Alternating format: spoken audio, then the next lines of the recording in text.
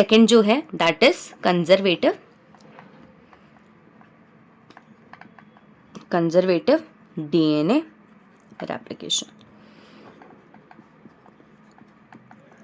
Conservative DNA replication के according यहाँ पे जो डीएनए की मॉलिक्यूल्स हैं वो आपका एक टेम्पलेट की फॉर्म, मतलब एक टेम्पलेट की तरह बिहेव करते हैं, और न्यूली सिंथेसाइज जो भी आपके नए बनते हैं उसमें पूरा डीएनए आपका एक टेम्पलेट की तरह बिहेव करता है।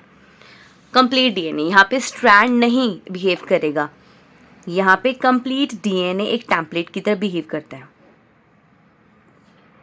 ठीक है, तो ये अगर जैसे पेरेंटल डीएनए है,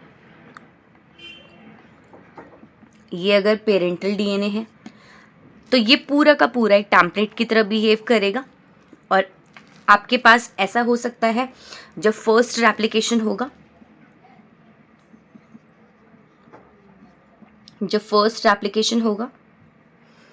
तो ऐसा हो सकता है कि एक आपका बिल्कुल अलग ही डीएनए जो पेरेंटल डीएनए से बिल्कुल सेपरेट है, बिल्कुल अलग है, इस तरीके का डीएनए फॉर्म हुआ है, और एक बिल्कुल एग्जैक्ट कॉपी है पेरेंट की। ये फर्स्ट में हुआ। एंड देन आफ्टर ये भी हो सकता है कि अगर ये फर्स्ट एप्लीकेशन है एंड देन आफ्टर इसका दोबारा जब रेप्लिकेशन होगा, सेकेंड एप्लीकेशन होगा, तो ये भी हो सकता है कि जब आपका जो फर्स्ट एप्लीकेशन के बाद अब डीएनए फॉर्म हो गए तो now they will become the parent DNA. तो ऐसा हो सकता है कि इन डीएनए से अगेन जो प्रीवियस आपका पेरेंटल डीएनए था सेम वैसे ही आपके इवॉल्व हो, and same for the next one also. तो यहाँ पे कंजर्वेटिव में एक पेरेंटल डीएनए है और एक टेम्पलेट की तरह बिहेव करेगा, और जो नए सिंथेसाइज आपके डीएनए आएंगे वो आपका कंप्लीट डिफरेंट भी हो सकते हैं, और एग्जैक्टली भी हो सकते हैं। तो ये था according to the conservative model. जो थर्ड आपका मॉडल आता है या थर्ड आपकी हाइपोथेसिस आती है दैट इज डिस्पर्सिव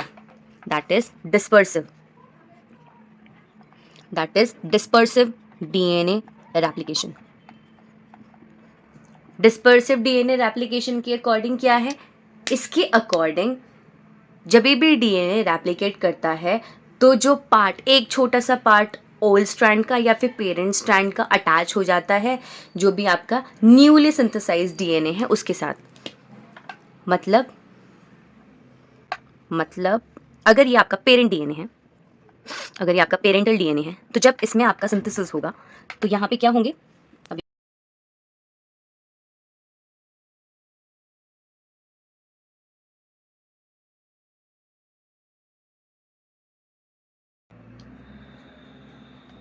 तो डिस्पर्सिव डीएनए रेप्लिकेशन के अकॉर्डिंग ये बोल दिया गया था कि जब भी पेरेंटल डीएनए आपका रेप्लिकेट करता है, रेप्लिकेशन जब होता है डीएनए में, तो कुछ पार्ट्स आपके ओल्ड डीएनए या फिर पेरेंट डीएनए के मिक्स हो जाते हैं to the newly synthesised DNA. छोटे छोटे सेगमेंट्स में आपके old DNA as well as जो न्यूली सिंथेसाइज्ड डीएनए है, इसको मैं लिख देती हूँ ओल्ड डीएनए,